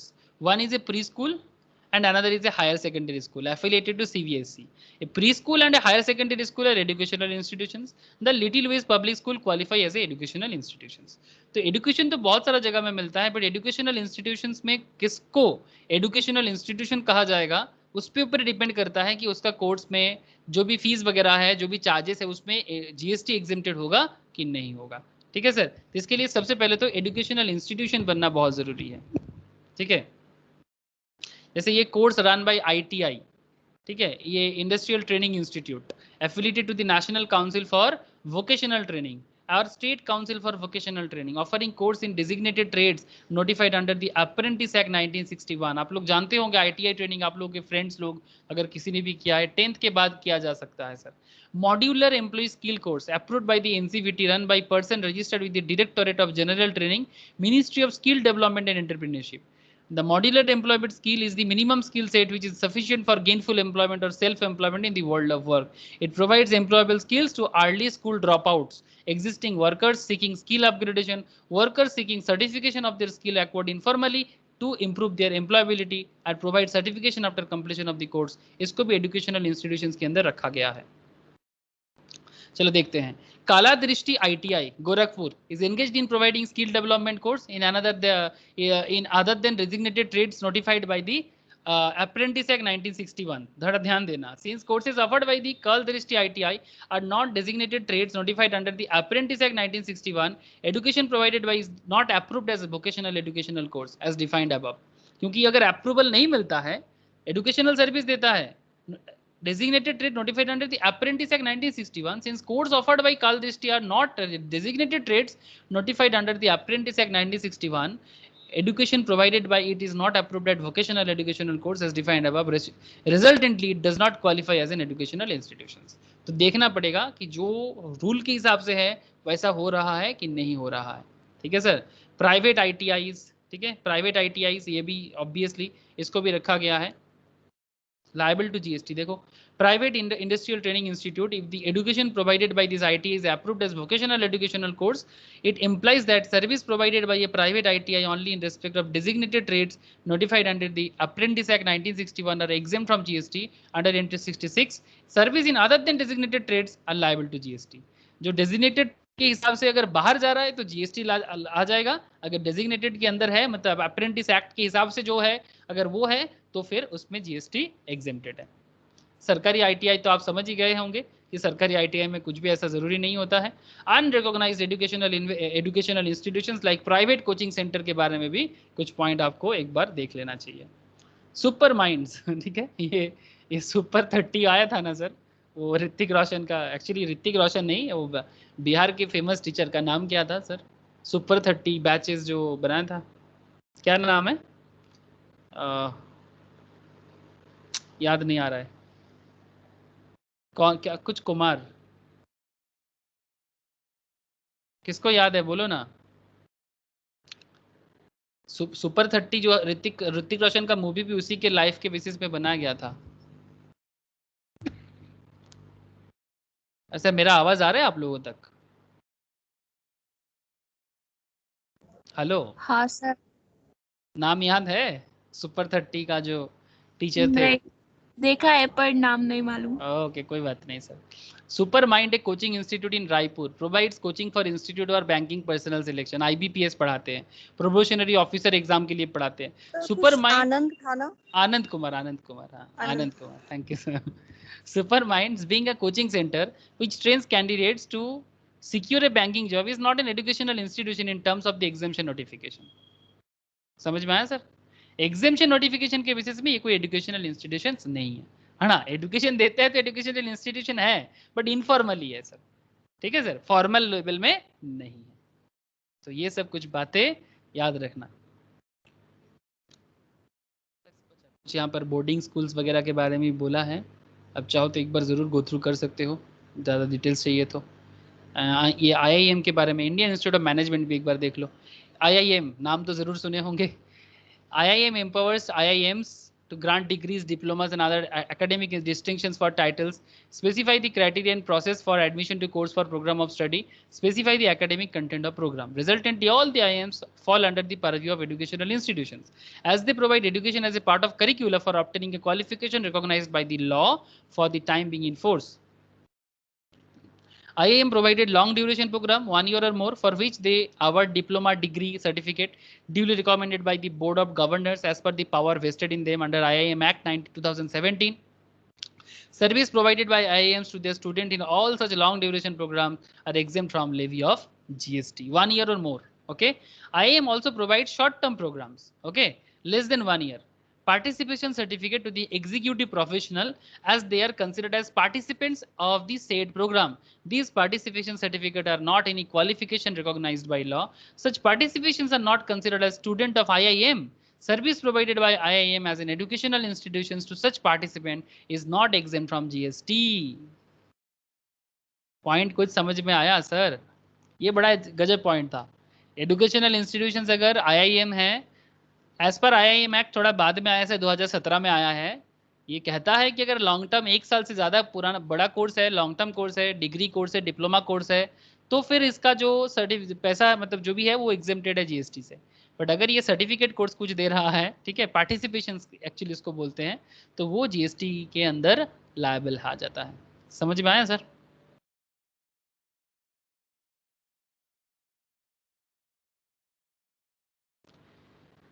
हाँ सर बोलो, IIM का केस क्लियर है?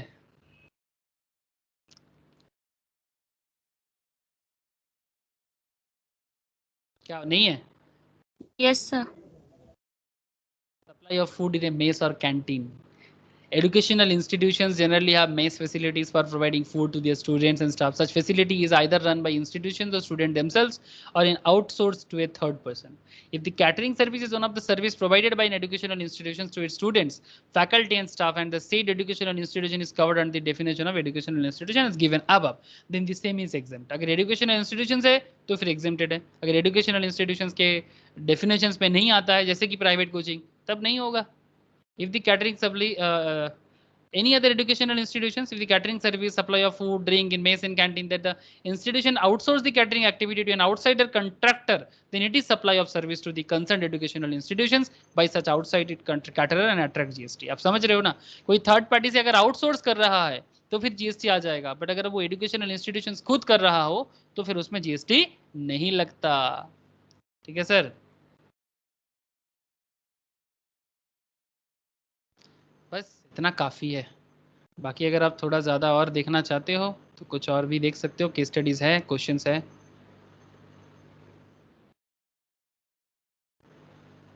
ये देखो, little millennium, a preschool in outskirts of Mumbai has subscribed the online journals on child development and experimental learning. Service of supply of online educational journals or periodicals provided inter alia to an, इसके लिए charge लेता है। Providing service by your preschool education are not exempt, okay? Because institution provide services by pre school education are not exempt. ये जो little Melania जो करता है, ठीक है, service of supply of online educational journals or periodicals provided to an institutions providing service by way of preschool education, ये exempted नहीं होता है। ACM transporter has provided service of transportation of students, ठीक है, अलग कोई, ठीक है, faculty from their residence to school and back to Pathwell School, a higher secondary school. Services of transportation of students, faculty and staff provided to an institutions providing service by way of education up to higher secondary school or equivalent are exempt. ठीक है, तो ये कुछ case studies एक बार जरूर go through कर देना कि किस केस में एग्जेम्प्टेड कर रहा है और किस केस में आपको टैक्सेबल कर रहा है। Shiksha College offering degree course has to conduct itself yearly examination in November. For this purpose, it has paid the honorarium to paper setters and examiners not on the rules of Shiksha College for their services. Further, it availed the printing services for printing the question paper and content are provided by Shiksha College for conducting examinations. Services provided to an educational institutions relating to admission to or conduct of examination by such institutions are exempt. Therefore, services of paper setters, examination or printing service availed by Shiksha College are ये also exempted. तो ये आप लोग थोड़ा सा ध्यान रखना, ठीक है। इस तरह से और भी कुछ है, मैं शेयर कर देता हूं तो आप लोग एक बार जरूर देख लेना। तो टाइप ऑफ एजुकेशनल इंस्टीट्यूशंस का मैं ऑलरेडी बता दिया, एक बार प्लीज गो थ्रू कर लेना, ठीक है, कि कितना तरह का एजुकेशनल इंस्टीट्यूशन हो सकता है। ओके, उसके बाद आ जाएगा sir health care service. Educational institution तो समझ गए सर, अब कुछ हेल्थ केयर सर्विस के बारे में भी देख लो। थोड़ा थका दूंगा आज, बहुत लंबा लाइन है, लेकिन सर एक बार आइडिया हो जाए ना कैसे रीड करना है तो फिर आप खुद भी रीड कर सकते हो और आज ही खत्म कर सकते हो इसको। तो मैंने 2-4 पॉइंट में डिस्कशंस कर दिए, केस स्टडीज भी डिस्कशंस कर दिए, अब आज ही मैं इसको आपको शेयर कर दूंगा, तो फिर आप आज ही ना पूरा का पूरा एग्जाम्शंस को ना कंप्लीट कर लेना, फिर ऐसा कोई सवाल आपके मन में अटकेगा नहीं, मुझे ऐसा बिलीव है sir. Health care services by a clinical establishment, authorise medical practitioner, paramedics, transportation of a patient in a ambulance by any person other than specified above, stem cells preservations by cord block banks or any other service in relation to such preservations, service by a veterinary clinic, veterinary समझते हो ना sir, वो जो animals वगैरह के लिए होता है, in relation to health care of animals और birds, तो इनके लिए जो भी है ये सब exempted माना जाता है। अगर आप इन पे थोड़ा डिटेल्स जाना चाहोगे तो ऑब्वियसली एंट्री 46, एंट्री 74 के बारे में कहा गया है, जो हेल्थ सर्विस के बारे में बोला जा रहा है। कुछ केस स्टडीज भी आप देख सकते हो, क्लिनिकल एस्टेब्लिशमेंट क्या है, ऑथराइज मेडिकल प्रैक्टिशनर क्या है, पैरामेडिक्स किसको बोलेंगे, जैसे नर्स वगैरह जो होते हैं ना पैथोलॉजी में जो होते हैं वो पैरामेडिकल के अंदर आता है, ठीक है। ये सभी में पूरा बोला गया है sir. Amount charge by hospitals from the patients, ठीक है। In above case purpose suppose hospital charge patient से ₹10,000 and pay to the consultant technicians 7,500 and keep the balance for providing auxiliary service which include nursing care, infrastructure facilities, paramedic care, emergency service, checking of temperature, weight, blood pressure, जितना सारा services होता है hospitals में। Going through the definition of health care service given above, it can be inferred that hospitals also provide health care service. मतलब कब पता चलता है कि हॉस्पिटल्स हेल्थ केयर सर्विस दे रहा है, ठीक है सर। मैं आपको ज़्यादा दिमाग में और लोड नहीं देता हूँ, आप लोग एक काम करो, ज़्यादा लोड देने से आप लोग भी पागल हो जाओगे। आप लोग एक काम करो, ये जो पूरा जीएसटी एग्जाम्शंस का लिस्ट है ना, ये लिस्ट मैं आपको शेयर करता हूँ, ठीक है, ये शेयर करता हूँ पूरा। इसके अंदर आप ये जो शॉर्ट टर्म देख रहे हो ना, ये शॉर्ट में लिखा हुआ है और फिर यहाँ से मैं आपको लॉन्ग में बढ़ा रहा हूँ। तो पहले आप पूरा शॉर्ट में ना एक एक करके सारा का सारा गो थ्रू कर लो, ठीक है।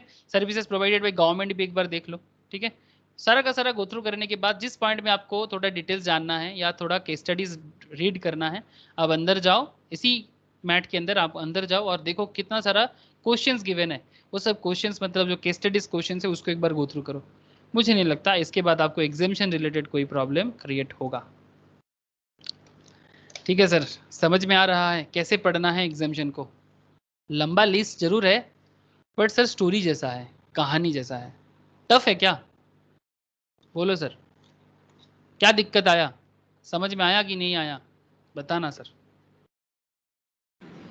हाँ सर, आया ना सर। तो फिर अभी बाकी जो अमाउंट, बाकी जो पोर्शंस मैंने कवर नहीं किया, ठीक है, मैंने इसलिए नहीं किया ताकि आप घर में थोड़ा गो थ्रू करो, वो आपके लिए होमवर्क रहेगा। और जो मैंने कराया उसको आपको रिवाइज करना है और जो मैंने नहीं कराया उसको आपको खुद से करना है, गो थ्रू करना है। फिर नेक्स्ट क्लास में आपको जिस जिस पॉइंट में प्रॉब्लम है मैं सारा का सारा डील करूंगा और जो पॉइंट में मुझे लगेगा इंपॉर्टेंस ही है तो वो मैं खुद डील करूंगा, ठीक है। डन सर, समझ में आया? हाँ सर। Yes sir. तो फिर एग्जामिशन फ्रॉम जीएसटी आराम से घर में बैठ के एकदम पूरा का पूरा कंप्लीट कर लो। मैं नोट शेयर कर देता हूँ, बड़ा अच्छा है।